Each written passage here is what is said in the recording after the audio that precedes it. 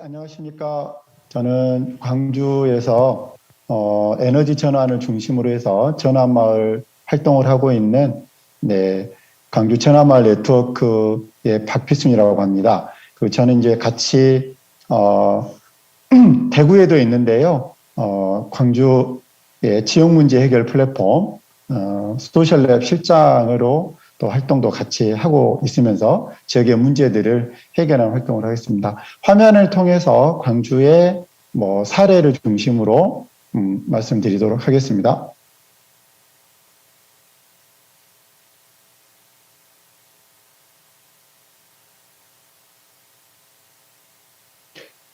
네, 오늘 제가 발표를 하게 될 주제는 광주 탄소중립 전환마을과 사회적 경제, 일거리에서의 가능성을 타진해 보고요. 아까 진행자께서 광주는 일찍이 하셨다고 그랬는데, 일찍이 하긴 했으나, 최근에 또 어쨌든 기후위기의 심각성을 가지고 진행하고 있는 상황이어서 저희가 작년부터 사실은 본격적으로 진행이 됐다고 해도 과언이 아닐 것 같고요. 그 내용을 말씀드리도록 하겠습니다. 아시겠지만 저는 이제 환경운동도 해놓은 측면이 있어서 기후변화로 인한 재난의 시대에 측면에 있습니다. 아시겠지만 이제 우리나라도 그렇고 강원도 쪽에 있는 산불이 이 겨울에 특히 그랬지만 한 달여 이상이 산불이 진행된다든가 지금 미국과 호주는 여의도 면적의 한 100배 이상에 넘는 곳이 산불 지역으로 되고 있고요. 폭염. 더위는 더 더워지고 있고 추위는 더 추워지고 있는 상태고 언제든지 이 태풍이 저희를 재난으로 몰고 갈 수 있는 상황이고 섬나라 내지는 섬들은 해수면 상승에 의해서 침몰 위기에 있습니다. 그것과 함께 저희가 작년부터 직면한 이 코로나 위기, 위드 코로나 시대로 이제 접어드는데요. 코로나 이후에 시대는 아마 또 기후위기가 같이 될 것 같고 코로나 같은 전염병은 지속적으로 저희한테 오게 되지 않을까 싶습니다. 그런 측면에서 저희가 작년과 올해 저는 이제 매우 중요한 시기였다고 봅니다.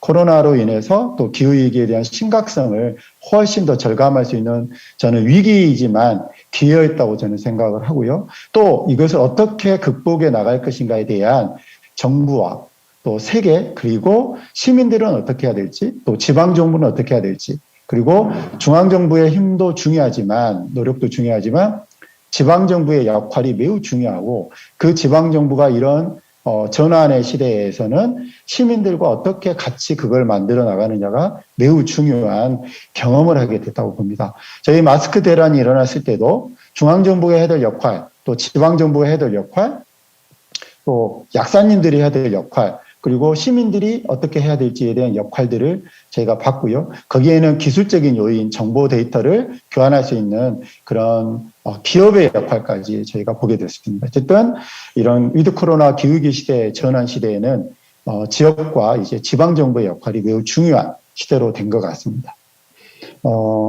그런 것들에 의해서 기후위기 대응하기도 하고 이 저성장 경제의 대책으로서 대한민국 정부는 한국판 뉴딜을 했습니다. 거기에 핵심적인 것은 디지털 뉴딜과 그리고 그린 뉴딜 그리고 돌봄의 사회적 안전망을 만드는 뉴딜까지를 세 가지 뉴딜을 가지고 있죠. 근데 이전에도 그린 뉴딜을 한글로 표현하면 저희가 녹색 성장 아니겠습니까?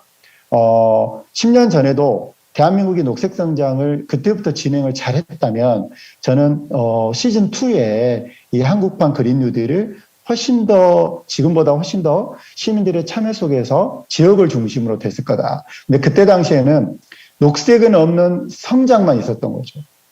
그렇기 때문에 거기에는 시민이 빠져 있었고 시민의 참여가 빠져 있었고 중앙정부 중심의 정책만 가지고 있었기 때문에 지방정부까지의 정책으로 이어지지 못했습니다. 실은 이 녹색성장이나 저희가 그린 뉴딜은 매우 오래전부터 시작된 것 같지만 실제로는 저희한테는 다가오지 않는 정책으로 받아들여졌고 지역에서는 특히나 이것을 기후변화라든가 기후위기에 대해서 생각은 있었지만 실제적으로 변화를 일으키기는 어려웠습니다. 다만 작년부터 기후위기에 대한 심각성을 이루어지고 코로나가 어찌 보면 기후에 대한 심각성을 동반해서 저는 왔기 때문에 앞으로의 이 탄소 중립 시대에 한국판 뉴딜은 시민 주도와 지역 중심으로 됐을 때 이게 성공이 가능하다. 라고 생각을 하고 있고요. 기후위기 대응에 있어서 이제는 우리 생활에서의 거의 모든 것에 전환을 해야 됩니다. 앞서도 말씀 주셨지만 자원순환이라든가 이런 것들이 쓰레기 문제에 대해서 우리가 일회용을 안 쓰고 살 수 있는 사회로의 전환을 위해서는 작은 것부터 해서 큰 정책까지가 변화해야 되는 것처럼 그린 뉴딜은 이제 지역에서 사회적 경제로 일거리로 일자리로 만들어지는 이 전면의 대전환의 시대에 직면해 있다 이렇게 볼 것 같습니다. 어쨌든 또 내년 3월이 저희는 대통령 선거 대선을 맞이하고 있고 바로 이어서 6월 1일에 지방선거를 맞이하고 있습니다. 정치적 대변환에 또 대한민국을 시기이기도 합니다. 이런 기후위기 시대 또 탄소중립 시대를 살아가는 입장에서 대한민국과 그다음에 우리 대구를 비롯한 광주에서 이런 전환을 하고자 하는 시민들의 요구와 욕구가 있다면 대선과 사실은 지방선거는 매우 중요한 저희에게 전환의 시점이 있기 때문에 이것에 대해서도 저희가 관심을 매우 크게 가져야 되지 않을까 싶습니다. 2050년 탄소중립 시대에는 어떤 경제를 이루어야 되냐면 전환의 경제를 해야 되죠. 뭐 대선 공약에들도 뭐 후보들도 뭐 나오긴 하던데요. 어쨌든 누가 대안적으로 이 경제를 만들 것이냐. 거기에 핵심은 지역이 중요해지고요. 지역 기반의 사회적 경제를 하겠다고 하는 전환의 정책을 가지지 않고서는 이제는 기존의 기업 중심의 성장 중심의 정책으로만으로는 너무 힘들다 이렇게 말씀드리겠습니다. 삶을 지탱하는 지역 경제가 이렇게 지방정부와 전환의 활동가들을 중심으로 해서 전문가들과 기업들이 지역의 생활권을 중심으로 이렇게 다양한 전환의 매개물로 전환이 돼야 될 것 같습니다. 세계적으로 탄소중립의 시대에는 기후위기 시대에는 지금 탄소중립 전환마을이 세계적으로 추세로 진행되고 있습니다. 세계적으로 에너지 전환의 추세가 있고 그것의 핵심은 마을을 중심으로 내가 살고 있는 곳, 마을을 중심으로 변화하였습니다. 그래서 탄소중립 전환마을이야까지는 아니지만 세계적으로 전환마을이라는 것은 세계적 개념으로 잡혀 있습니다. 그래서 여러분이 혹시 들어보셨겠지만 이제 토트네스라고 영국의 토트네스를 중심으로 해서 북유럽 그리고 캐나다나 미국 그리고 남미에서도 이 전환마을이 시작됐고요. 아시아에서도 대한민국 한국을 중심으로 일본 등에서 전환마을이 시작되고 있습니다. 이 탄소중립 전환의 핵심은 1차적으로는 에너지 전환이 핵심적일 것 같습니다. 도시전환의 공동체가 저는 이제 농촌의 변화도 매우 필요하지만 이 도시 대부분의 사람들이 살고 있는 도시의 전환의 공동체가 필요한데요. 그 전환의 움직임에는 사람들이 필요합니다. 시민 그리고 활동가 거기에 행정, 의정, 뭐 기업 할 것 없이 이 전환의 공동체에 함께해야 될 것입니다. 저희가 자칫 잘못하면 시민 주도로 간다는 것이 시민들이 하고 싶은 것을 만들어주라고 하는 것만 진행되는 게 아니라 그렇게 되려면 다른 존재들하고도 저희가 정치적인 색깔이 다른 사람 그리고 우리가 싫어할 수도 있는 기업체 그리고 행정기관에 불만이 많은 행정기관하고도 협업체계를 만들어서 진행하지 않는다면 제 생각에는 전환은 저희가 그냥 생각하는 전환으로만 운동적 개념에서 캠페인으로 끝날 가능성이 있고요. 실제적인 저희가 전환의 실체적인 모습을 가지려면 이런 우리와 다른 전문가를 비롯해서 행정 또 정치 이런 것들이 다 동반돼서 기업과 연결돼야 된다고 합니다. 2008년 정도에 녹색연합이라는 환경단체를 중심으로 전국적으로 마을이 지구를 구한다라고 하는 캠페인을 시작했었습니다. 서울에서는 전기에너지 가지고 매우 불편하죠. 왜냐하면 불편한 지지를 갖고 있는 건 수도권에 대부분 전력을 쓰는 곳은 수도권인데 저희 전력을 생산하는 곳은 저 끝에 있는 부산, 울산에 있는 곳에서 원자력 발전이 또 서해안에서 당진을 중심으로 해서 화력 발전이 또 서해안의 영광, 전남 영광의 원자력 발전 이곳에서 생산된 곳들이 송전탑을 통해 가지고 수도권에 엄청 집중되어 있는 불편한 진실이 가지고 있죠. 이 문제를 풀기 위해서 서울은 에너지 자립마을을 하기 위한 진행을 했었고요.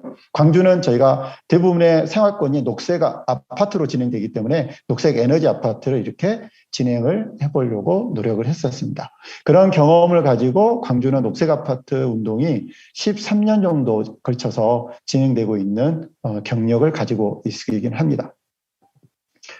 저희가 작년부터 집중적으로 좀 공부를 하고 있는 것은 서울에서 진행된 에너지 자립마을, 전환마을들의 성대골을 비롯한 에너지 자립마을과 그리고 은평에 있는 전환마을 등등의 저희들 사례를 전국적으로 검토를 했고요. 그 과정 속에서 광주는 탄소중립 전환마을이라는 것을 구상을 하게 됐습니다. 그래서 우리 생활에서 이루어지는 것에 모든 것의 변화를 이루겠다고 생각하고 전기에너지, 건물 에너지, 먹을거리, 또 교통, 그리고 쓰레기, 그리고 탄소 흡수원이 되는 저희 생태계, 공원 녹지라든지 도시 숲, 습지, 그리고 이거에 대한 주민들의 인식 개선이 필요하기 때문에 교육, 그리고 이게 삶의 경제로까지 이어지려면 지역순환 경제의 전환까지를 모색을 하는 전환에 저희들이 전략을 구상을 하겠습니다. 몇 가지 사례를 저희가 말씀을 드릴 건데요. 본격적으로는 이거는 저는 이 전환의 매개물 중에서 가장 중요하게 생각하는 것은 에너지입니다. 이따도 통계로 보시겠지만 실제로 그 자원순환 분야에서 열심히 지금 발표를 해주셨는데 제 생각에는 5순위 정도가 됩니다. 네. 생각해 보시면 에너지가 1순위고요. 먹을거리, 교통, 그 다음에 일회용품 없는 자원순환 이렇게가 좀 되기 때문에 좀 중요성을 가지고 있습니다. 먼저 먹을거리 전환을 광주는 구상을 하고 있는 게 두 가지 매개물입니다. 하나는 채식입니다. 문재인 대통령이 지금 영국에 가서 글라스고에 가서 이번에 기후변화 협약과 함께 40% 전략을 하겠다라는 감축을 하겠다는 것과 함께 메탄 협약을 하셨습니다. 이 메탄이 가지고 있는 온실가스의 배출량으로 보면 어마어마합니다. 그것의 핵심적인 것은 채식입니다. 고기를 저희가 생산해내고, 생산이라기도 과언이 아니죠. 공장형 축산이기 때문에 저희가 소고기, 돼지고기는 거의 축산이 공장형으로 제조하듯이 만들어지고 있기 때문에 이것에 대한 변화가 없이는 먹을거리 전환은 불가피하게 효과가 적을 것이다 라고 보고 있기 때문에 광주는 10여 년부터 채식 운동을 지속적으로 해왔습니다. 그래서 뭐 동네에서 비건 요리 클럽이라든지 일주일 동안 채식을 해보는 비건위크 캠페인들을 광주는 한 3년간 지속적으로 진행하고 있고요. 우리 동네에 비건을 먹을 수 있는, 즉 채식을 할 수 있는 식당들이 몇 개가 어디가 있는지를 지도로 만들어 보는 것들을 하고 있고요. 어플이 있습니다. 하루 채식 한 끼라고 하는 어플에다가 또 올려보면 많은 사람들이 이제 고깃집이라 할지라도 채식을 할 수 있는, 선택할 수 있는 것들의 지도가 필요하고요. 비건 샵을 만들거나 학교에서 채식 선택 급식을 하고 있는 거고요.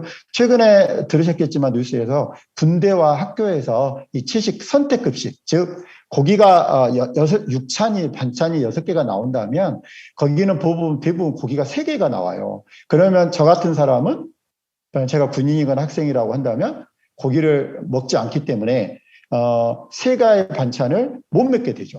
그러면 어떻게 되나요? 그러면 그렇게 안 먹는 학생과 군인에게는 뭐 해야 돼요? 3가지의 반찬을, 먹을 수 있는 반찬을 내어줘야 됩니다. 그것이 인권의 문제이기도 하니까 어쨌든 선택급식을 할 수 있는 방향으로 바뀌고 있는 겁니다. 그리고 도시농업과 저희는 노컬푸드를 활성화하고요. 노컬푸드 중에서 지금 광주가 준비하고 있는 것은 이 급식단체와 그다음에 생산자, 뜻 있는 지구를 위한 농부라고 해서 저희가 지구농 프로젝트를 지금 하고 있는데요. 그 뜻 있는 지구를 구하겠다고 하는 농부들의 이 생산자들 모임이 있기 때문에 이 모임들과 전환마을에 있는 소비자들과 연결하는 지역 농산물 직거래 공동체 푸드 어셈블리를 지금 준비하고 있고 내년부터 본격화될 것 같습니다.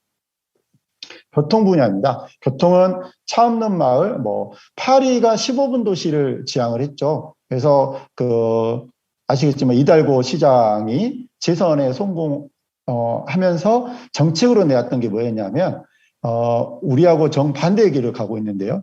저희는 시내나 이를테면 쇼핑가에 가장 많은 것들이 필요로 하는 게 뭐라고 생각하시냐면 차로 가져가기 때문에 주차장이 더 많이 만들어지길 바라죠. 상가라든지 주택가도 마찬가지죠. 근데 파리는 7천여 개 정도 되는 주차장을 없애고 그 공간을 커뮤니티 공간과 그리고 차를 안 갖고 다닐 수 있는, 차를 안 타고 다닐 수 있는 도시로 만들겠다는 전략을 가집니다.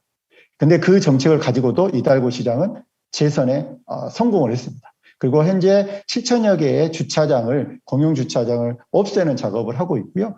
이렇게 자전거로 걷기 다니기 좋고 대중교통을 이용해서 파리 시내를 다닐 수 있는 전략을 예산을 그렇게 쓰고 있는 겁니다. 그것에 기반해서 저희 대한민국은 너무나 초보적인 상태인데요. 어쨌든 걷기 좋은 마을 그리고 자전거를 다닐 수 있도록 하기 위해서 자전거를 배우는 과정, 여행을 다닐 수 있는 과정을 하고 저희 광주도 지금 뭘 해볼 거냐면 이렇게 도로 다이어트를 해볼 겁니다.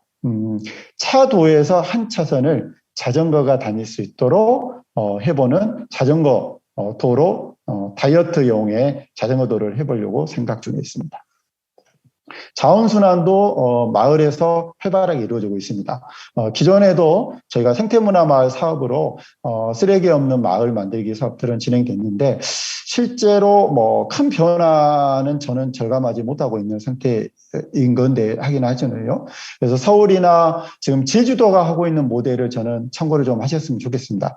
앞서 이제 사례도 말씀을 주셨는데 제주는 이게 정거장들을 클린하우스라고 이게 제주도 모델인데요. 제주도 모델을 이렇게 했다가 나중에 이것도 실패를 좀 하게 됐어요. 왜냐하면 악취 문제, 또 이 설치에 대한 장소의 문제, 그다음에 관리의 문제들이 있어서 여기에는 사진은 없지만 뭐냐면 재활용 도움센터라고 하는 말 그대로 집을 지어줬습니다. 그래서 그거는 한번 재활용 도움센터라고 하는 제주도의 그런 모델을 한번 참고를 해보시면 자원순환 사업하는 데 매우 도움이 되시지 않을까 싶습니다. 광주는 작년부터 올해까지 제로이스트 샵이 지금 실험 과정을 송정 마을 카페 20에서 실험을 해서 지금은 5개 정도의 제로이스트 샵을 운영을 하게 됐고요. 그것과 함께 우리 동네 자원해수센터 그래서 말씀하신 재활용이 가능한 것들을 중심으로 회수를 해서 하고 그것을 자원순환 가게로 만드는 작업들을 진행 중에 있습니다. 또 기술과 함께하는 자원순환도 하고 있어서 슈퍼비전이라고 하는 아시겠지만 여기 그렇죠? 예, 자원순환 그 자판기 같은 시스템으로 포인트제로 진행을 하고 있는 상황들이 있습니다. 뭐 이런 것들은 저희가 이제 제가 집중적으로 하고 있는 부분이 아니어서 이렇게 간단하게 설명을 드리도록 하겠고요. 핵심적으로는 저희가 생각하는 것은 이제 에너지의 전환입니다. 시민 주도로 탄소 중립 에너지 전환 마을을 진행하는데 마을에서부터 올해부터 해서 2035년까지 95개 동에 광주는 95개 자치구에 96개 동의 행정동이 있습니다. 그 행정동을 포함해서 100개 전환 마을을 만드는 목표를 2020년에 작년에 세워서 올해부터 실현을 하기 시작했습니다. 아까 사회자가 말씀하신 대로 제가 오래된 경력과 경험은 있지만 에너지 전환 마을을 본격적으로 시작한 것은 올해부터라고 해도 과언이 아닐 것 같고요. 이제 저희도 시작 단계라서 뭘 엄청 잘했다 이것을 말씀드리는 건 주제에 넘을 것 같고요. 그래서 여러분들과 이제 시작하고 있는 여러분들과 같은 입장에서 그럼 우리는 지금 시작을 한다면 저는 출발선상을 잘해야 된다고 생각합니다. 저희가 어떤 길을 갈 거냐는 방향을 잡아놓고 가야 되는 건데 저희가 속도에 맞춰가지고 빨리 가겠다라는 것보다는 방향을 정하는 것이 저는 올해와 내년에 해야 될 중요한 일이라고 생각합니다. 광주는 탄소중립 에너지 전환 마을에 기반해서 기후 환경단체와 함께 여기는 이제 활동하는 노하우를 갖고 계시겠잖아요. 그리고 사회적 경제하고 지속성을 가지고 있는 또 돈을 버는 방법들을 잘 아시는 곳이 있고 거기에 정책적으로 예산을 지원한다거나 정책적으로 지원하고 있는 행정 그리고 이것을 가능하게 만드는 행정은 또 이때문에 예산이 없다 또 정책적 이때면 뭐 시장님이나 의지가 없다 그러면 내년 선거인데 관심이 별로 없지 않겠습니까? 그것을 가능하기 위해서는 의정, 시의회라든지 구의회가 역할을 해주고 있는 거고요. 거기에 기술력이 동반이 돼야 되기 때문에 전문적인 기관하고 그걸 진행할 수 있는 기업들과도 연계가 필요한 모델을 저희가 시작을 해봤습니다. 작년 안에 광주는 달빛 동맹으로 이어지는 대구도 열심히 하고 계시지만 광주는 유독 전국 어디보다 훨씬 더 광주 공동체가 지난 한 해 탄소 중립 에너지 자립 도시를 만들기 위해서 굉장한 노력을 했고 올해는 그 원년으로서 실천을 해보고 있습니다. 작년에 광주 공동체는 시민사회단체 100여 개국과 마을 공동체 그리고 아리백 기업을 하고 있는 기업들과 광주광역시, 시의회, 자치구, 교육청을 만난 광주 공동체가 2045년까지 탄소 중립과 에너지 자립을 하겠다고 하는 선언을 진행을 이렇게 했습니다. 저희가 다른 시도 인천, 대구광역시 등등이 다 선언을 하셨는데 저희는 광주는 선언에 머무르지 않고 저희가 알잖아요. 시장님이 내년 선거를 위해서 선언을 하실 수 있습니다. 그러나 선언이 실행되는 과정은 너무나 힘들고 어려웠던 거고 실제적으로 성과 없이 진행된 경우가 너무 많았습니다. 선언이 그야말로 선언으로 끝난 게 많았는데요. 광주는 그 선언에 그치지 않고 광주도 이제 혁신 추진위원회를 구성을 해가지고 기후위기 비상사태 선언을 할 것을 공고를 했고 그 공고를 받아들여서 광주 공동체가 공동으로 2045년 탄소중립 도시를 선언을 하게 됐고요. 의회를 통해서 이것을 늘 감시하고 진행되고 있는지를 결정을 하고 2021년에 각 모든 부서에 광주시에 있는 모든 부서에서 탄소중립과 관련한 에너지 전환 등을 포함한 기후위기 관련한 모든 사업들을 한 가지 이상은 배치하기로 편성을 하도록 했고 예산을 편성하도록 해서 또 올해는 어떻게 추진되는지 추진단을 통해서 평가하고 계획을 세우는 일들을 거의 저희가 일주일에 한 번씩 저희가 진행을 하고 있습니다. 이 추진단에는 광주시를 모든 부서를 포함해가지고 자치구 그리고 교육청 그리고 시민사회 단체, 기업까지 포함해서 진행을 하고 있는 상태입니다. 자, 여기서 보시지만 저희가 이제 아까 말씀드린 대로 탄소 중립을 해가는 온실가스를 줄이는 데 핵심적인 부분은 제가 이 순서가 아닌데요. 에너지 전환이 가장 많은 퍼센트를 차지합니다. 감축량을 광주는 가져 있고 대구도 광주랑 저희가 에너지원이나 에너지 소비율이 보면 비슷한 그래서 온실가스 배출량도 거의 비슷한 형태를 가지고 있기 때문에 에너지 전환이 핵심이고 그 다음에 건물입니다. 그리고 수송 그리고 자원순환입니다. 그리고 흡수원입니다. 근데 저희가 주민들한테 가장 먼저 온실가스 배출량을 줄인다거나 기후위기 대응에서 우리가 기후 환경 활동을 한다고 하면은 이 5가지 중에서 뭐부터 하셔야 되냐고 생각을 하면은 가장 먼저 하는 것이 이 쓰레기 문제를 해결하는 자원순환이라고 하시는데요. 제가 감히 말씀을 드리지만 대구는 자원순환으로 하신다고 하는 것을 제가 나쁘게 생각하는 게 아니라요. 실제로 한번 생각을 해보시면 좋을 것 같습니다. 사회적 경제로 가더라도 또 내지는 온실가스 감축량을 효과적으로 줄이는 저희가 기후기 운동을 하려고 한다면 마을에서 현장에서는 저는 에너지 전환과 건물의 에너지의 전환을 먼저 시작을 하셔야 되는 게 저는 효과적일 거라고 보고 있는 거고요. 거기에 교통 수송 부분 그리고 자원순환 그리고 나무 심기 등의 공원 녹지를 보존하는 일들의 순으로 저희가 전략을 짜게 들어가지 않겠냐 싶습니다.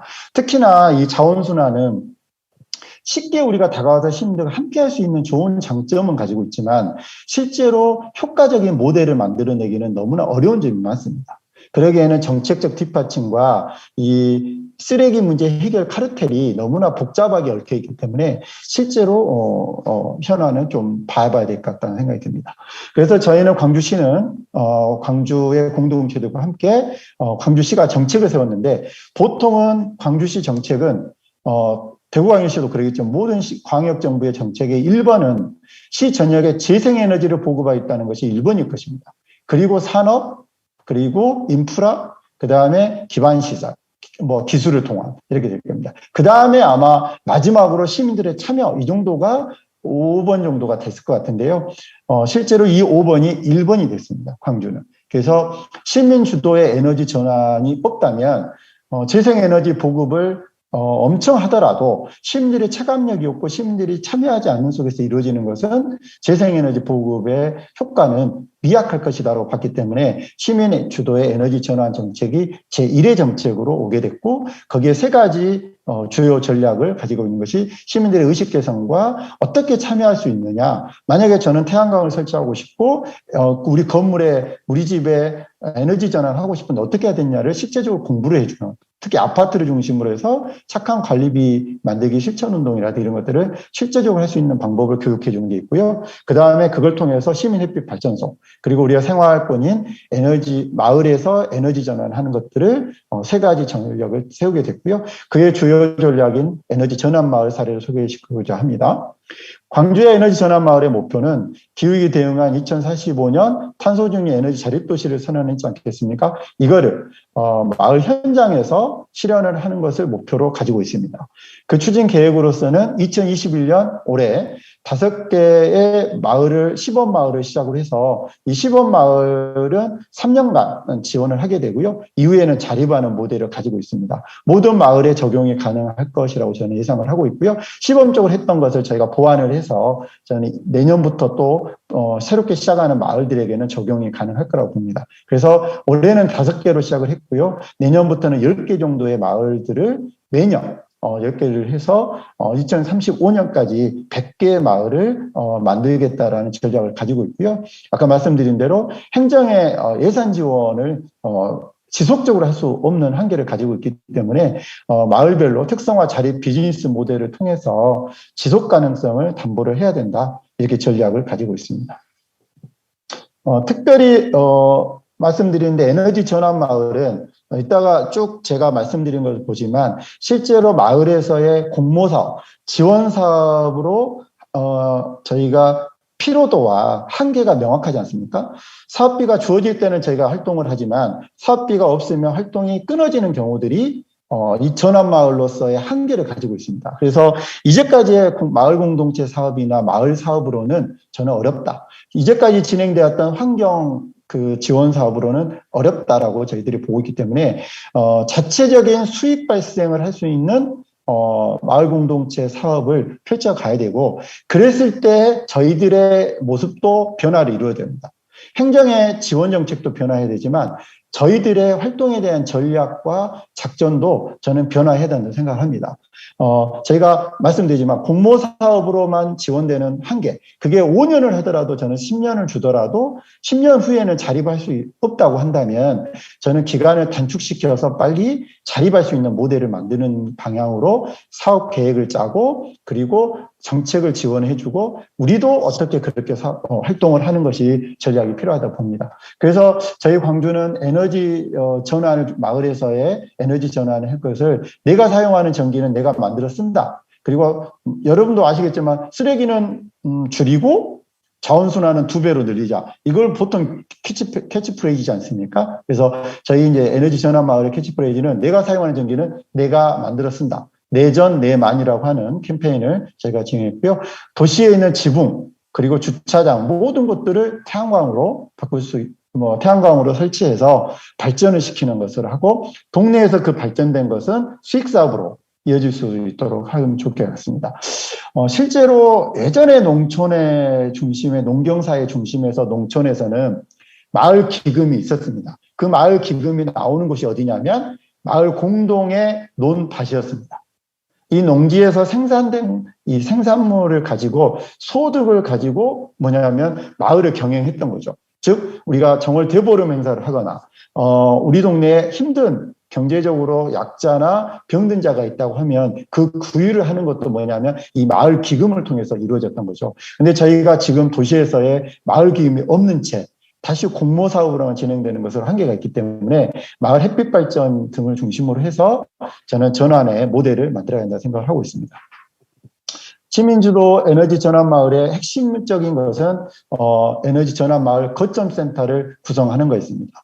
그래서 마을 단위에서 시민들이 참여해서 시민들이 주도적으로 에너지 내지는 전환 마을 활동을 하는 거점 센터가 필요하다라고 합니다. 그래서 시민 교육 홍보라든지 에너지 내지는 전환 마을 활동가를 양성하는 일, 우리 동네에 맞는 리빙랩을 해보는 일들 그리고 협동조합을 설립하는 일, 그리고 그것이 일자리로 이어지는 일, 그리고 더 나아가서는 우리가 취약계층, 즉 기후위기나 코로나 상황에서는 어려운 자들이 더 어려워지는 시기를 맞이할 겁니다. 그런 분들을 어떻게 돌봄과 지원을 할 것인가, 에너지 복지까지 해결하는 것들을 저희가 생각을 하고 있는 겁니다.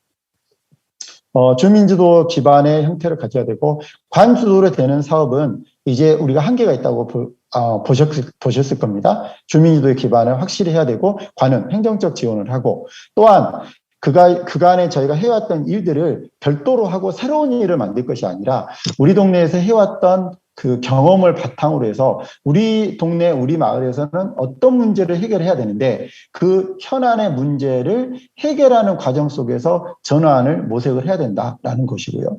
특히나 기존의 에너지 자립이라든가 자원순환 같은 경우도 자원순환도 그냥 배출 장소를 잘 만들어주는 것, 그리고 그 기술로 해가지고 포인트 정도로 만들어서 하는 기술 보급하는 것으로만 끝나는 게 아니라 시민들이 우리 동네의 문제를, 쓰레기 문제든 교통의 문제든 에너지의 문제를 직접 해결할 수 있겠다라고 하는 자치적인 활동으로 이어지는 것들이 가장 중심이 돼서 진행이 돼야 되고, 무엇보다 그 자치력을 가지고 자립을 할 수 있는 기반의 활동력을 만들어야 이게 가능한 활동입니다. 그래서 저는 지금 마을 공동체 활동의 핵심의 변화가 어찌 보면 우리 전환의 시기, 코로나나 기후의 시대에 전환이 필요한 것처럼 우리 마을 운동의 전환도 이제 전환 마을로 저는 바뀔 것이다라고 감히 예측을 해보고 있습니다.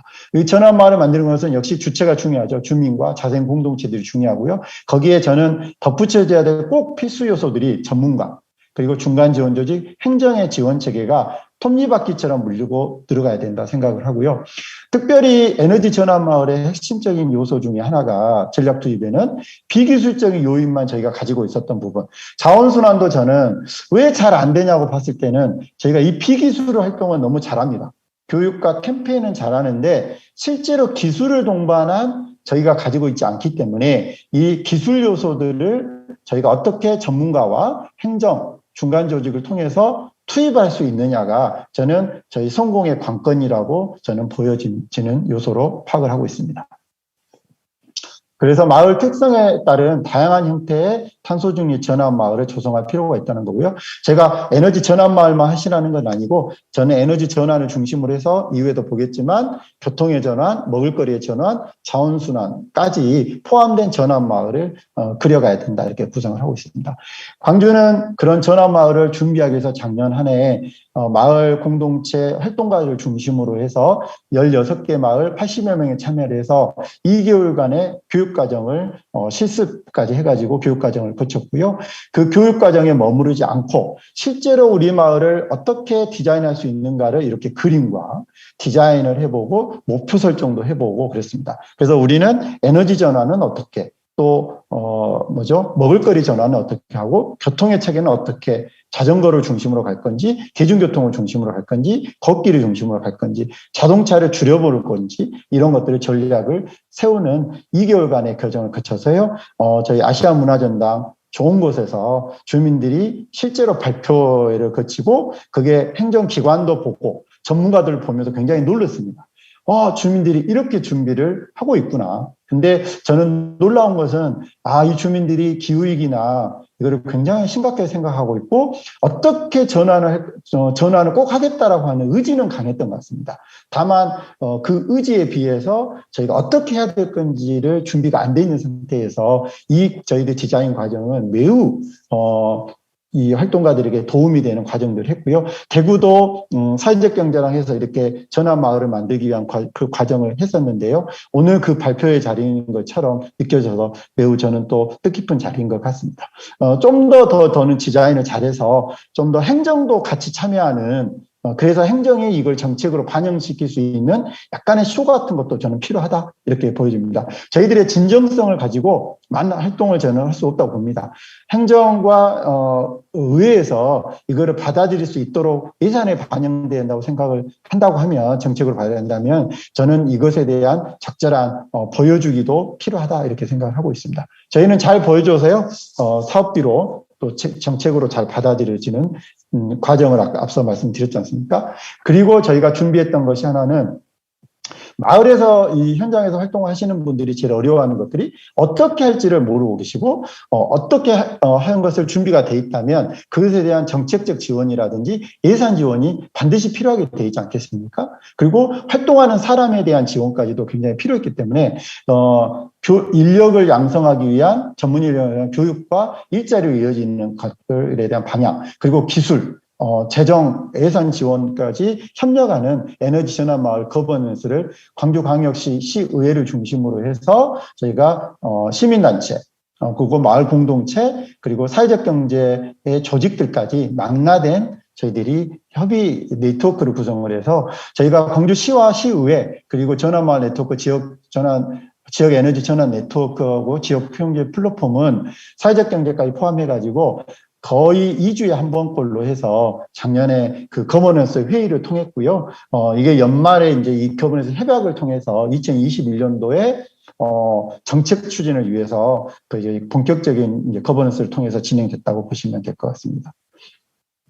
그리고 갑자기 그래서 그 관심이 없던 에너지 쪽이나 자원순환 쪽에 관심이 없던 우리 일자리 정책실에서 이 부분의 그린 뉴딜에 대해서 정부 정책도 그러하기 때문에 굉장히 관심을 갖고 올해 모델링을 해보기 위한 노력들도 저희가 함께 진행을 했었습니다. 마을에서도 2021년은 이제 본격적인 시작을 하게 되는데요. 먼저 활동 주체를 마련하는 일을 시작을 했습니다. 그래서 마을에서의 기후행동을 진행하는 조직인 광주 전환마을 네트워크를 작년부터 준비를 해서 올해 4월 22일 지구의 날을 기념해서 창립을 하게 됐고요. 여기에는 마을을 중심으로 해서 단체들과 사회적 경제가 결합되는 형태로 전환마을 네트워크를 구성해서 진행을 하고 있고요. 이 조직이 있음으로써 행정하고도 의회하고도 또 사회적 경제하고도 단체하고도 요구를 할 수 있는 같이 연결할 수 있는 매개물이 됐다 보시면 될 것 같습니다. 아까 말씀드린 대로 저희가 계속적인 행정과 광주시와 또 시의회와 끊임없는 대화와 정책적인 반영을 위한 요구를 진행을 함으로써 광주시는 작년에 예산 반영을 올해 5개 시범마을의 에너지 전환 시범마을을 추진하겠다라고 해서 예산 5억 원을 그 예산을 배정해서 이례적이 있습니다. 근데 이 부서가 마을 공동체 부서가 아니라 에너지 산업과라고 하는 시민들하고 사업을 해보는 최초의 사업을 이 에너지 전환 시범 마을로 추진을 하게 됐는데요. 무려 5억 원을 배정을 해서 시범 사업을 5개소에 한 개소씩 개소당 8천만 원을 지원하고 3년간 차등 지원하는 전략을 가지고 진행했고요.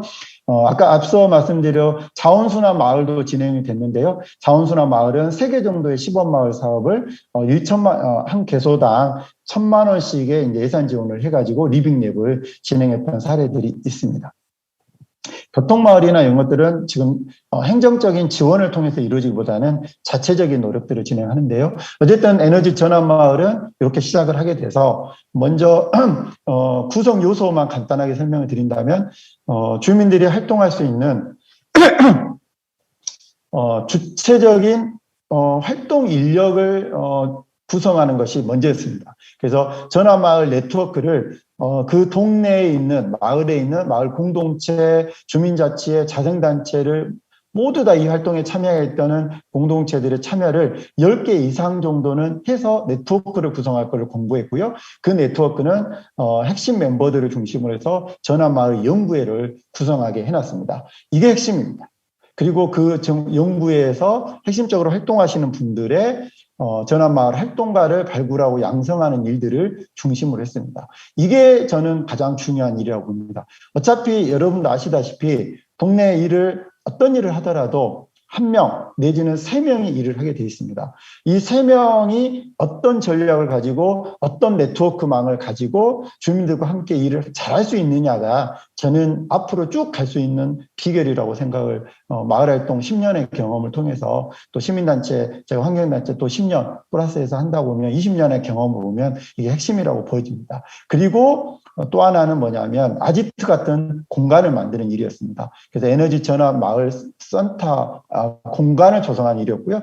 그거는 이제 홍보 상담 센터 역할을 하면서 에너지 카페 형태든 에너지 슈퍼마켓의 형태든 제로웨이스 샵을 병행하거나 자전거 샵을 병행하는 형태로 공간을 조성을 할 것을 공장을 했고요. 가이드라인을. 그리고 마을별로 에너지 전환 특화 사업을 진행하는 일들이 좀 있습니다. 아까 누누이 강조드렸지만 우리 동네는 어떤 특성을 가지고 있는데 그 특성에 맞는 에너지 전환 특화 사업을 어떤 걸 할 거다. 그래서 노후주택이 많은 주택단지인지 아파트 동네인지 상가가 많은 곳인지 공장이 많은 곳인지 농촌 지역인지 이 지역적 특성 우리는 또 생산할 수 있는 곳들이 태양광 발전을 할 수 있는 곳이 많은 건지 적은 건지 그리고 전기라든지 열, 교통, 에너지 어떤 것이 적합할 건지를 선택해서 특화 사업을 진행하는 거고요. 이 특화 사업을 진행하는 과정 속에서 수익 모델을 비즈니스 모델을 만들어내는 것들을 준비하는 모델까지로 연결을 해보자 이렇게 가이드라인을 설정을 하고 진행을 했습니다. 그래서 아까 15개 마을 중에서 5개 마을이 우리는 올해 에너지 전환 마을을 해보겠다라고 손을 들으셨고 거기에 각 마을별로 적게는 12개에서 많게는 22개의 마을별로 공동체들이 참여하는 네트워크를 각각 이렇게 지원마을의 에너지 전환연대, 풍암마을 전환 네트워크, 일국마을 전환 네트워크, 첨단 에너지 전환 마을 네트워크 등등을 만들어서 진행을 합니다. 그래서 광주시가 에너지 전환 시범마을을 본격적으로 저희가 5개를 선정해서 진행을 하게 되는데요. 이렇게 진행을 합니다. 동구의 지원마을은 노후주택의 에너지 효율을 개선하는 리빙랩을, 풍암마을은 에너지 전환 교육을 통해서 실천하는 특화 리빙랩을 하고요. 양림 펭귄마을은 관광마을이기 때문에 상가가 많아요. 그래서 상점의 에너지 전환하는 것을 리빙랩으로. 일곡마을은 유명한 한세봉 농업 생태공원이라는 곳이 있습니다. 이 생태공원을 에너지 자립공원으로 만드는 일. 그리고 첨단 마을은 마을 햇빛 발전소를 직접 만들어 보고 태양광 발전소를 설치해 보는 리빙랩을 진행합니다. 제가 오늘 여기 중에서 비즈니스 모델로 연결될 수 있는 가능성을 본 지원마을과 풍암마을, 첨단마을 3곳을 소개시켜 드리는 것으로 제가 사례를 말씀드리도록 하겠습니다. 첫 번째입니다. 첫 번째 동구의 지원 에너지 마을은 이렇게 주택단지로 이루어져 있는 동네인 특성을 가지고 있습니다. 그렇기 때문에 오래된 노후주택들이 많고 도시재생 지역에 해당할 것 같습니다. 혹시 여러분 광주에 지난 여름에 큰 사건이 하나 있었습니다. 아시겠지만 이제 재개발을 하려고 철거하는 과정에 버스가 지나가다가 버스가 멈춰 있다가 건물이 무너져 가지고 붕괴돼 가지고 인명 피해가 있었던 혹시 학동 참사 사건이라고 저희가 하는데요. 이 재개발 지역에 붕괴 지역에 있었던 이 근처의 동네입니다. 그래서 아픔이 있는 동네인데요. 그런 것처럼 이게 다 재개발 지역이거나 도시재생 지역으로 묶여 있는 주택단지의 동네의 특성을 가지고 있습니다. 그래서 우리 집을 어떻게 좀 효율적으로 여름에는 시원하게 겨울에는 따뜻하게 지내고 싶다는 욕구의 주민의 욕구를 해결해보는 리빙랩을 해본 겁니다. 이렇게 전환연대를 만드셨고 여기는 12개의 공동체가 참여를 하셨습니다. 그래서 동네의 가장 중심 지역에 있는 이 공간 이게 놀고 있는 신문지국이 망해서 없는 공간을 에너지 전환 센터로 이렇게 탈바꿈을 하는 공간 리모델링 과정을 거쳤고요. 옥상에는 이렇게 태양광 발전을 통해서 평상에 여기가 놓여지면 쉼터로서도 기능을 하는 전환의 과정이었습니다. 사실은 실제적인 이것에서 이것에 전하는 과정을 이분들이 3개월간에 걸쳐가지고 에너지 효율은 어떻게 또 이 공간은 어떤 용도로 쓸 것인지를 그래서 수익이 발생할 수 있을 건지 없을 건지를 기록을 통해 가지고 진행을 했었고요. 이렇게 주민들이 모이고 청소년 카페로 활용되는 공간으로 연결을 해보고 있는 상태에 있는 겁니다. 7월 달에 개소식을 이렇게 진행을 했고요.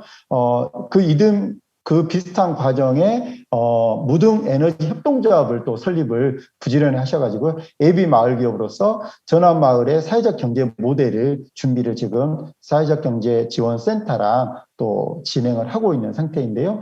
여기에 컨셉은 뭐냐면 우리 동네 전환센터를 중심으로 해서 마을 기술자들이 협동조합을 만들어서 주민들을 우리가 좀 있는 동네 마을 기술자들이 우리 주택의 에너지 전환이나 효율 개선을 하는 그린 리모델링까지 해보는 사회적 경제 모델 사업을 진행을 합니다. 그래서 이거는 기존의 에너지 진단하고 집수리 사업하고 연계해보는 것들을 모델로 가지고 있는데요. 그래서 공부를 시작하셨습니다. 주택 에너지 효율화를 하려면 어떻게 해야 될 건가? 마을 연구원으로서의 양성교육을, 기초교육을 진행을 시작을 했고, 주민들과 함께 우리 집 에너지 사용량 기록단을 모집을 해가지고 이 리빙랩을 같이 진행을 해보는데요.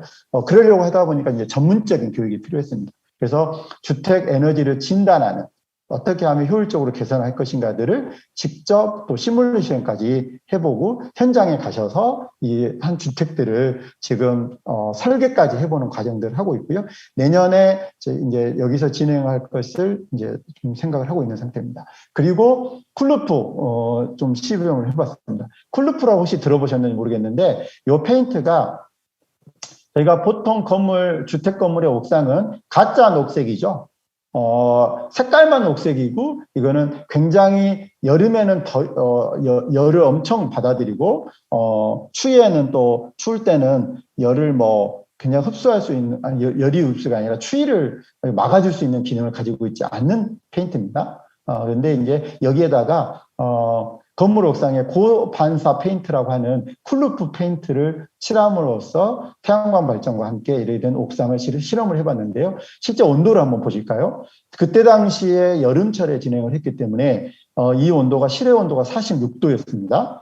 그리고 시공 전에 집 안의 실내 온도는 34.8도였고요. 시공 후의 온도는 일주일 사이에 변화가 크게 있지 않는 전제로 저희가 봤기 때문에 거기에 실내 온도가 31.7도, 즉 3도씨가 쿨러 페인트 50만 원 정도만 들였는데 3도씨가 낮춰지는 이걸 봤습니다. 그래서 저는 쿨루프 이때부터 좀 신봉자가 좀 됐는데요. 광주는 내년부터 쿨루프 사업을 본격적으로 좀 해보려고 준비를 하고 있고, 이거는 엄청난 기술이 필요하지 않지 않습니까? 페인트 칠만 잘하면 되는 거고, 방수를 좀 해본 분들의 일 정도 기술력이면 충분히 가능한 일을 하고 있기 때문에 연결을 원하고, 그래서 따뜻한 노후주택을 에너지 전환을 효율을 개선해보는 리빙랩을 지금 하고 있는데, 이것을 노후주택 진단 그리고 효율 개선에서 그린 리모델까지 창호를 바꾼다거나 태양광을 설치하는 일들, 그리고 쿨루프를 진행하는 일들을 하나의 세트로 해가지고 진단해드리고, 그 다음에 어떻게 할 것인가를 이 세대하고 연결해서 비용이 어느 정도 들 거냐는 설계까지 뽑아들여서 어떤 효과가, 경제적 효과가 있을 것이는 것을 말씀드리고, 실제 사업을 해보면서 제가 에너지 러브하우스라고 이제 이름을 줬는데, 혹시 예전에 그 방송 MBC에서 했던 러브하우스를 기억하시는지 모르겠습니다. 그래서 저희는 에너지 러브하우스 사업을 내년에 연초에 본격적으로 시작을 해서 광주의 에너지 러브하우스 사업 1호점을 제가 내년에 꼭 시작해 보려고 준비 중에 있습니다. 이 마을에서 진행을 하고 이 1호점을 기반으로 해서 모델하우스를 만들고 본격적인 그 사회적 경제 사업으로 진행해 보려고 준비를 하고 계신 것 같습니다. 두 번째 사례입니다. 두 번째 사례는 서구의 풍암 에너지 전환 마을인데요. 이곳은 교육을 통해 가지고 수익도 발생하고 주민들의 의식 개선을 통해서 실천으로 하는 전환 마을을 만들겠다는 미션과 전략을 가지고 있습니다. 그래서 특별히 여기가 왜 이런 전략을 세웠냐면, 이 풍암 마을은 한 6년 전부터 인권교육을 비롯해서 기후환경 교육, 그리고 마을 교육 공동체를 활발하게 이루어져 있고, 지금 강사만 해가지고 한 30여 명의 마을 강사들이 이렇게 해서 연구소까지, 마을 교육 연구소까지 만들어서 진행하는 곳입니다. 그래서 이런 전략을 세우게 됐는데요. 풍암동의 주민은 아파트 도시인데요. 3만 8천 명 정도가 되는데, 이 3만 8천 명의 모든 주민이 기후환경 에너지 교육에 참여하게끔 하고, 그것에 따라서 교육의 마무리에는 한 가지씩 실천할 수 있도록 꼭 하고 그것을 쫙 전시하는 그런 이제 전략을 가지고 있는 것 같습니다. 그런데 이제 가장 중요한 것은 그러려면 시민들이 주민들이 가장 가까이서 공부를 할 수 있는 공간이 필요하다. 그리고 실제로 그것을 그 프레젠테이션 강의 이런 게 아니라 말로 하는 것이 아니라 실제로 그걸 체험해 볼 수 있는 체험학습장이 필요하다라고 해서 에너지 전환 센터를 중심으로 해서 에너지 전환 체험학습장 그리고 자원순환 체험학습장, 도시농업 체험학습장을 이렇게 세팅을 하게 됩니다. 여기가 그곳인데요. 에너지 전환 거점센터죠. 여기는 전환센터를 이렇게 만들어서 늘 공부하고 같이 논의할 수 있는 모임을 할 수 있는 공간으로 만들었고요. 거기에 에너지 전환 체험학습장은 주민센터라고 저희가 하는 풍암동 행정복지센터 옥상에 주민자치회와 연계해서 진행을 하기도 했기 때문에 이곳을 옥상으로 에너지 체험학습장을 그래서 태양광이라든지 또 전기 에너지를 어떻게 발생시켜서 우리한테 어떤 효과를 가져오는지를 실제적으로 체험할 수 있는 곳 그리고 자원순환을 체험할 수 있는 곳을 여기는 특이하게 다육교회라는 공동체 방식으로 교회를 운영하고 있는 곳에서 마을과 열심히 공동체 활동을 하고 계시는 참여를 하고 계시는데요. 이 다육교회 학습방 이라고 하는 문화센터에 예배당 말고 다른 건물이 있거든요. 거기에 자원순환 체험학습장 제로웨이트 샵을 포함해가지고 체험학습장을 조성해서 아파트하고 연결하는 일들을 해보고 있고요. 공원에 있는 도시농업 공간에 도시농업 체험학습장을 호미농장을 통해서 이렇게 그래서 체험을 하고 오시게 되면은 여기서 프리엔터를 통해서 영상이라든가 기본적인 교육을 거치고 에너지 체험학습장, 그 다음에 자원순환 체험학습장, 도시농업 체험학습장 이 코스를 풀코스로 도시기도 하고 에너지만 공부하고 싶다면 여기를 자원순환을 공부하고 싶다면 여기를 도시농업을 공부하고 싶다 그러면 체험학습장에 곳곳에 가게 됩니다. 그리고 이것을 진행할 수 있는 활동가 내지는 강사 양성교육을 진행을 해서 지금 15명의 또 체험 학습장을 운영하는 강사진들을 준비하고 있고 내년에는 본격적으로 이루어질 것 같습니다. 주민들을 교육하는 장면이고요. 이렇게 아이들하고도 실질적인 아까 말씀드린 대로 체험을 해야 됩니다. 체험을 통해서 이루어질 수 있도록 솔라 오븐으로 계란을 구워 먹고 치즈를 녹여서 빵을 토스트를 해 먹는다 이런 것들을 실제적으로 해보는 체험학습을 하고 있습니다. 이걸 체험학습을 받으면 수익사업이 되겠죠. 청소년들하고도 우리 동네는 어디다 태양광을 설치할 수 있는가를 교육 프로그램으로 진행하는 모습들입니다. 그리고 이걸 축제를 통해서 또 이렇게 주민들과 또 호흡하는 과정들을 통해서 홍보 활동을 하고 있는 모습입니다.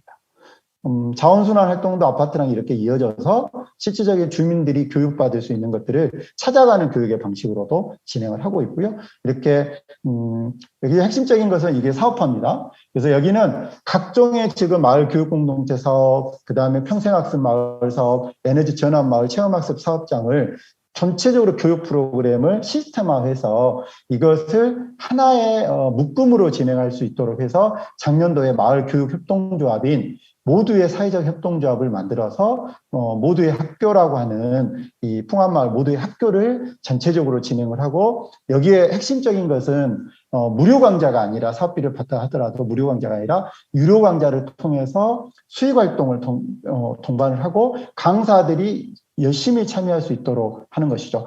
여러분 아시겠지만 실제 교육 사업들이 그 수익이 안 된다라고 생각을 하시는 거잖아요. 근데 우리가 한번 문화센터를 한번 생각해 보시게요. 문화센터는 어떻게 운영을 하시나요?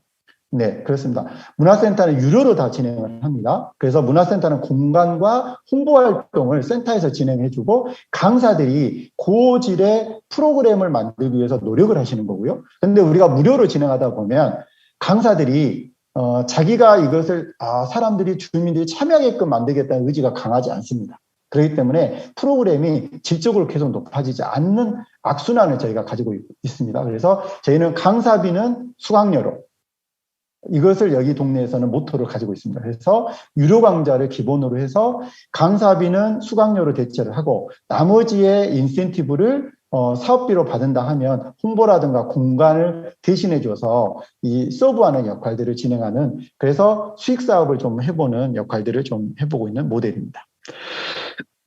죄송합니다. 제가 좀 몸이 안 좋아가지고 요즘에. 마지막 세 번째는 광산구에 있는 첨단마을입니다. 이곳은 단순하게 갑니다. 여기는 태양광 발전을 통해서 수익사업 모델을 만들고 주민들이 참여하게끔 하겠다라고 생각을 하고 전략을 했습니다. 그래서 우리 동네에 햇빛 탐사대를 만들어서 우리 동네에 태양광을 설치할 수 있는 곳이 어디가 있을 것이냐, 그 중에 한 곳을 시민 햇빛 발전 협동조합을 만들어서 조합원으로 지금 모집하고 있는 과정이 있는데요. 목표는 1억 5천만 원 정도의 지금 조합비, 즉 태양광 발전 시설비를 지금 모금을 하고 있는 상태고요. 광주광역시는 좋은 정책이 뭐냐면 총 2억 원의 시설비가 든다면 이렇게 협동조합에서 1억 원을 이를테면 기금을 모아오면, 조합비로 모아오면 1억 원을 투자 지원합니다. 그래서 실제로 우리가 2억 원의 설치비를 마련하기는 너무 어렵다고 하기 때문에 1억 원 정도만 만들어주면 광주시가 투자 지원을 해서 합니다. 다만 이익 배당액은 역시 5대5로 나누어 갖게 됩니다. 그래서 이제 1억 원에 해당하는 수익금을 이 협동조합이 가지게 되는 것이죠. 1억 원은 광주시가 이제 투자를 했기 때문에 그건 광주시가 가져가는 거고요. 이렇게 해서 진행을 하는 시민 햇빛발전소 사업을 이것은 진행을 하면서 수익 활동을 지금 준비를 하고 있는 상태입니다. 이것 중에 하나는 이 동네에 있는 학교 옥상을, 전자공업고등학교의 학생 옥상을 교육청과 시민발전 마을협동조합과 공동 추진을 해서 마을 주민들이 또 청소년들과 학부모가 참여하는 학교 햇빛발전소를 건립을 준비를 하고 있고, 이 두 개의 햇빛발전소를 통해서 수익활동을 통해서 마을의 경제활동을 진행하겠다, 이렇게 준비를 하고 있는 상태입니다. 더불어서 방치자전거, 대구에서도 잘 하시던 건데요. 광주가 했다가 다시 좀 시작을 하고 있는 프로젝트인데요. 방치자전거. 광주광역시의 방치자전거가 공식적으로 조사된 것만 2만 대입니다. 그래서 쓰지 않고 있는 자전거가 2만 대를 저희가 쓸 수 있을 만한 정도가 한 5천 정도 된다 하더라고요. 그래서 이 5천 대의 방치 자전거들을 동네에서부터 재활용 할 수 있는 것으로 수리, 이렇게 해서 하고, 이 수리하고 있는 친구들은 청소년들입니다. 지금 19살 정도 되는 청소년들이 청소년 작업장을 통해서 수리를 해가지고 아름다운 가게를 통해서 판매를 하기도 하고, 또 동네 주민자치회나 단체들을 통해서 나눔을 실천하기도 합니다. 구입을 해가지고 나눔을 하시는 거죠. 사회복지랑 해서 같이 연결을 하는 프로젝트를 진행하고 있습니다. 이렇게 해서 세 가지 제가 모델을 발표했는데요. 첫 번째, 아까 말씀드린 대로 지원마을은 노후주택을 에너지를 효율화하는 개선을 해서 에너지 러브하우스 사업을 준비를 하고 계시고, 내년부터 본격화하고, 그다음에 두 번째 풍암마을은 아까 교육을 매개로 해서 사회적 협동조합을 만들어서 수익활동을 전개해보는 것, 그리고 세 번째로는 첨단마을은 태양광 발전을 통해서 수익활동을 해보는 것들을 지금 모델을 가지고 있다, 이렇게 보시면 될 것 같습니다. 광주는 이렇게 진행을 하고 있는 거고, 올해에 또 준비를, 내년 에너지 전환 마을을 준비하기 위해서 이 사관학교라는 이름으로 해서 또 15개 마을이 참여를 하셔가지고 열띠게 준비를 해서 저희가 11월 말에 발표회를 준비를 하고 있습니다. 끝으로 제가 정리를 해서 말씀드린다면, 광주도 이제 시작이라고 아까 말씀드렸지 않겠습니까? 아까 세 가지 모델도 성대골이 진행해왔던 모델을 저희가 좀 우리식으로 만들어보는 역할들을 지금 하고 있고요. 그래서 동네 에너지 전환에 일거리를 만드는 일, 저희가 일자리를 바로 만들기는 어렵습니다. 그래서 실제로 우리가 사업을 통해서 일거리를 만드는 일들이 중요했습니다. 아까 세 가지의 저희 일거리를 만들었는데요. 이 일거리를 협동조합을 만들어서 마을 기업으로, 사회적 기업으로 또 가는 과정들을 통해서 우리가 수익이 나는 것은 우리가 만드는 일자리로, 수익이 안 되는 것들은 저희가 지금 광주시에 공공형 일자리로 지원해 줄 것을 저희가 이야기를 하고 있습니다. 그래서 에너지 전환 마을을 만드는 데 있어서 인력이 5명이 필요하다고 하면은 저희가 1명 정도는 저희 동네에서 해결하겠습니다. 그러면 4명은 공공의 일자리로 광주시에서 또 자치구에서 지원을 해달라, 이렇게 좀 작전을 짜고 있습니다. 안산 시민 햇빛발전의 사례와 또 저희 광주의 시민 햇빛발전 사례, 그리고 미국에서 진행했던 시민 기후단을 광주 시민 기후단으로 저희가 만드는 전략을 저희가 하고 있고, 내년 광주광역시장 선거에 저희가 이 정책을 시장 후보들에게 강력하게 제안을 해볼 생각을 가지고 있습니다. 그래서 저희가 사람들은 공무원들은 특히나 아시겠지만 보지 않으면 믿지 않습니다. 저희가 보여주는 걸 가지고 이렇게 전환마을을 했더니 이렇게 많은 일들을 건물과 에너지와 교통과 좋은 순환 교육을 해봅시다라고 지금 저희한테 콜이 들어오고 있고요. 행정에서도 매우 깊은 관심을 가지고 이런 일들을 통해서 일자리도 만들고 사회적 경제로 이어지는 것을 우리가 함께 해보자라고 하는 제안을 하고 있습니다. 그래서 이렇게 거버넌스를 올해 좀 더 강화하는 역할들을 저희가 진행을 했었고요. 끝으로 말씀드린다면 대구에도 제가 지금 3개의 마을에서 앞서 발표를 해주셨지만 저는 이것을 정책으로 만들어야 된다고 생각을 합니다. 자원순환과에 제안을 하신다고 제가 어제 이제 통화를 통해서 들었는데요. 이 중간주들이 이런 걸 연결해 주셔야 되는 거고요. 자원순환에 의해서 저는 에너지 전환도 다른 일들도 있다면 그런 것들을 정책화하는 일이 매우 중요하다. 그러기 위해서는 사례가 중요하고 이것을 하려고 했더니 디자인이 나와 있어야 이걸 보여드림으로써 뭐냐면 행정도 야 이거 해보자 라고 기꺼이 받아들일 수 있는 우리의 전략이 거버넌스를 통해서 진행돼야 될 거라는 생각을 합니다. 그래서 이런 각자의 역할들을 하는데 저는 이 지방정부와 의회의 역할도 매우 중요하게 하는데 그리고 마을 공동체 현장에서의 사례를 만드는 일들 주체로 성장하는 일이 매우 중요하지만 이것을 연결해주는 이 중간 조직이 이 주민 마을 공동체나 사회적 경제 조직들의 시민들의 의견을 받아서 매개자로서 지방정부가 의회를 통해서 할 수 있도록 하는 중간 지원 조직의 역할이 매우 중요하고 저는 오늘 발표된 사례나 또 에너지 전환 마을도 사례가 대구에서 나타날 건데 이것이 대구광역시의 중요한 정책으로 만들어질 수 있도록 또 내년에 지방선거가 있기 때문에 저는 그걸 좀 더 적극적으로 푸시해서 우리의 요구들을 반영을 해서 실현되도록 했으면 좋겠다는 바람을 가져보면서 마치도록 하겠습니다. 제가 너무 많은 양을 가지고 와가지고요. 또 이게 또 온라인으로 하다 보니까 전달력이 많지는 않을 수 있어서 걱정이 됩니다만 이것으로 발표 마치도록 하겠습니다. 감사합니다.